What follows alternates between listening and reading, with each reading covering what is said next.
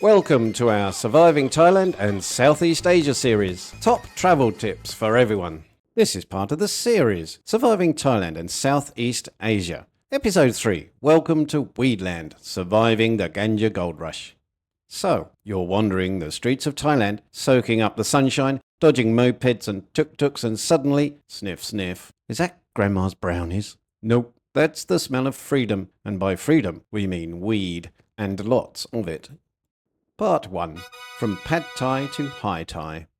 It happened fast. One day, weed was illegal. The next, boom! Bangkok turned into Amsterdam's tropical cousin. Now there's a dispensary on every corner, sandwiched between a noodle stall and a dodgy massage shop. Street dogs are high, backpackers are high, everybody's high, and nobody seems to know what's actually legal. But hey, who needs rules when you've got neon weed signs and Bob Marley murals everywhere?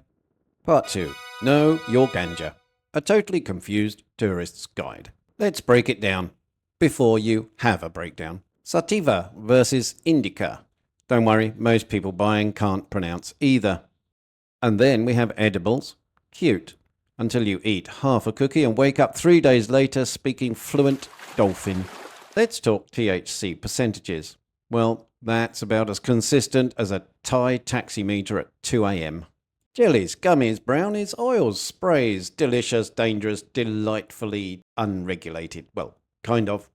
Just ask the guy behind the counter how strong it is, and he shrugs and says, "Strong enough, bro." Helpful, right? Okay, so here's a bit more for you newbies. Sativa versus indica. What's the difference? And why you'll pretend to know anyway. Let's break it down so even Backpack Barry can get it right. Sativa equals get up and go. Uplifting, energetic, creative. Good for beach strolls, sketching elephants, or solving life's mysteries until you forget them 30 seconds later. Indica.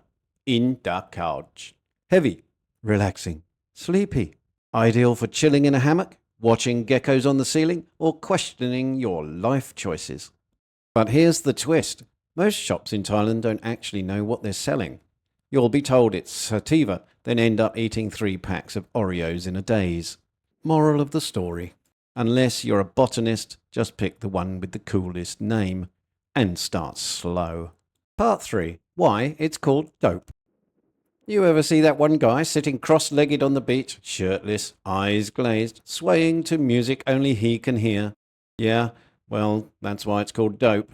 Congratulations, you've entered the era of the spaced-out bro. He thinks he's deep. He's wearing elephant pants, of course. He hasn't blinked in 20 minutes, and he just got charged 800 baht for a banana smoothie. It's organic, bro. Yeah, so's bankruptcy. Part 4. Edibles, or How to Ruin a Tuesday. Edibles in Thailand are a gamble with your soul. You eat a brownie the size of a postage stamp and suddenly you're floating, crying, confessing your love to that gecko. Or worse, you feel nothing for an hour, then decide to eat another one. Then suddenly you're in a slow-motion jungle roller coaster, trying not to soil yourself in a 7-Eleven. No dosage, no rules, just vibes, man. Part 5. Sick, high, and stupid. Emergency room visits from weed overconsumption are up. Why? Because half the tourists are using cannabis like it's a snack, and the other half don't realise edibles take time. And also because most of it is strong enough to tranquilise a water buffalo. Part 6. The stoner economy. The weed shops are booming. You know what else is booming? Gummy-induced panic attacks, late-night food delivery bills, lost passports, and bad ukulele covers on the beach. Tourists are blazing through their Thai baht faster than a tuk-tuk with a tailwind. Part 7. A word of caution from someone who's seen things. Thailand might be cool with weed now, but don't be a dope with dope. There are rules, you know. Don't smoke near schools or temples. Don't try to fly out with it. Hello, airport prison. And don't walk around baked, trying to bribe immigration officers with Pringles. It's been tried. It didn't end well. Top tip. Know the rules. Okay, so what are the rules? All right, stoners, listen up. Thailand might look like a weed wonderland, but there are actually some rules. Yeah, boring but important. You can't smoke in public. That's considered a public nuisance. Yes, even if you think you're being stealthy behind that 7-Eleven sign, you must be over 20 to buy or use it. Sorry, gap year, Greg. No lighting up near schools, temples, or government offices, unless your goal is a fine and a very awkward phone call to your embassy.